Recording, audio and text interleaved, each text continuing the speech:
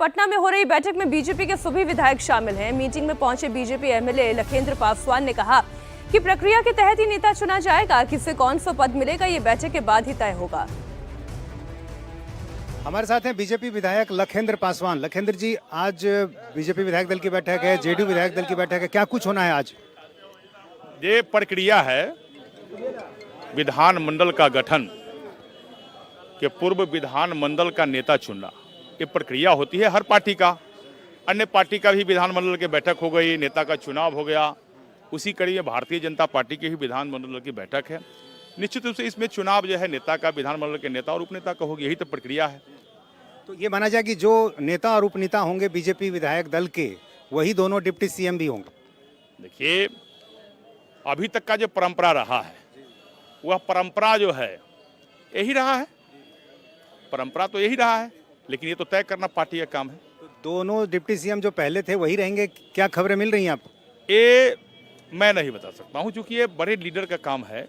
जो हमारा प्रदेश केंद्र का जो नेतृत्व है उनका काम है, वो बताएंगे और सब क्लियर हो जाएगा। कुछ ही पल के इंतजार कीजिए। तो ये तो तय है कि नीतीश कुमार मुख्यमंत्री पद की कल शपथ लेने जा रहे हैं। देखिए, एनडीए की सरकार माननीय प्रधानमंत्री के मार्गदर्शन में, माननीय मुख्यमंत्री के नेतृत्व में जो बिहार में विकास हुआ है, एक पूर्ण बहुमत से जो प्रचंड बहुमत बिहार के जनता ने दिया है, ये निश्चित रूप से इनमें कहाँ शक है। और प्रधानमंत्री भी आ रहे हैं, भव्य समारोह, एकदम पूरे लाखों के लोग संख्या में बिहार के आम आवाम, मतदाता मालिक गांधी मैदान में कल ऐतिहासिक जो शपथ ग्रहण समारोह है, माननीय प्रधानमंत्री जी के स्वागत के लिए लाखों को लोग जो है खड़ा दिखाई देंगे। तो ये थे लखेंद्र पासवान, बता रहे हैं कि जो तमाम प्रक्रियाएं हैं वो आज पूरी होंगी और कल शपथ ग्रहण समारोह होगा और नाम भी कल ही बताए जाएंगे। वहीं बेनीपट्टी से तीसरी बार विधायक बने विनोद नारायण झा ने कहा, जनता नीतीश मोदी की जोड़ी पर विश्वास दिखाया है जनता ने। बीजेपी विधायक ने कहा, लोगों के भरोसे की वजह से बिहार में एनडीए को इतनी बड़ी जीत मिली है। सुनिए। हमारे साथ है विनोद नारायण झा। विनोद जी, क्या कहेंगे, इतनी बड़ी जीत और आज जो है अब सिर्फ औपचारिकताएं हैं, कल शपथ ग्रहण समारोह?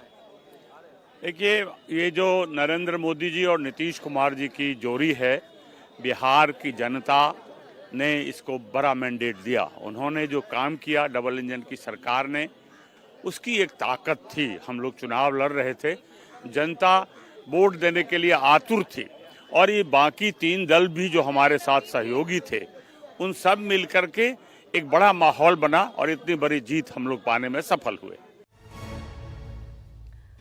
तो तस्वीरें लगातार आपके सामने हैं। बीजेपी विधायक दल की बैठक शुरू होने वाली है। नीतीश चंद्र हमारे साथ वहां से जुड़े हुए हैं। कुमार राजेश मुस्कुरा रहे हैं। इस वक्त वो नीतीश कुमार के घर से बाहर लाइव जुड़े हुए हैं। थोड़ी देर में वहां पर भी मीटिंग होने जा रही है। देखिए, नीतीश कुमार के नाम पर कोई कंफ्यूजन नहीं और सम्राट चौधरी को लेकर नीतीश कुमार के मन में भी कोई बैर नहीं। वो ये चाहते हैं सम्राट चौधरी बने, वो चाहते हैं विजय सिन्हा दोबारा उनके सहयोगी के तौर पर दाएं बाएं दिखाई दें। लेकिन इसके अलावा कुछ हसरतें चिराग पासवान की पार्टी की भी है, तो थोड़ा इस पर भी चर्चा हो जाए। राजेश।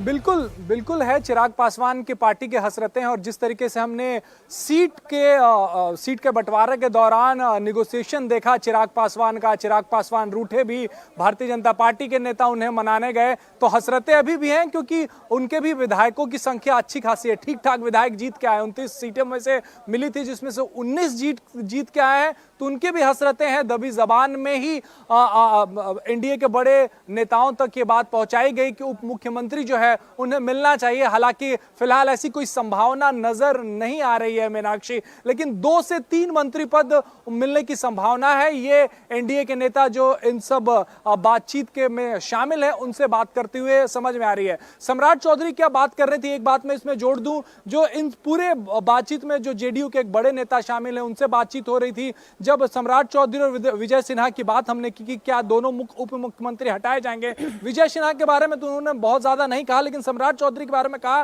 कि जितनी भी बातें हो रही हैं, जो भी इंपॉर्टेंट डिस्कशन हो रहे हैं, उसमें सम्राट चौधरी को शामिल किया जा रहा है। साथ ही बीजेपी के अंदर खाने में मानना है कि अगर किसी नेता को जिम्मेदारी दी है और उसे अगर आपको बिहार में बड़ा नेता बनाना है तो वक्त देना पड़ेगा। तो सम्राट चौधरी के पीछे बीजेपी ने वक्त दिया है, अब उस वक्त को उन्हें हटाकर जाया नहीं करेगी। ये बात जेडीयू के अंदर से भी कही जा रही है। यही वजह है कि सम्राट चौधरी का तो बनना लगभग तय माना जा रहा है। चिराग पासवान की आपने बात की, ग्रास चिराग रूट से पासवान को किसी लेकर विधायक को ग्रूम करना, उसके बाद उसे बिहार की राजनीति में एक बड़ा फेस बनाना, उसकी राजनीति को और आगे बढ़ाना और वोट बैंक मजबूत करना, जाहिर सी बात है उसमें तो वक्त लगता है। और वो बार बार जिस तरह से पार्टी का समर्थन मिलता है वो भी नजर आता है, सम्राट चौधरी को जिस तरह का समर्थन मिल रहा है।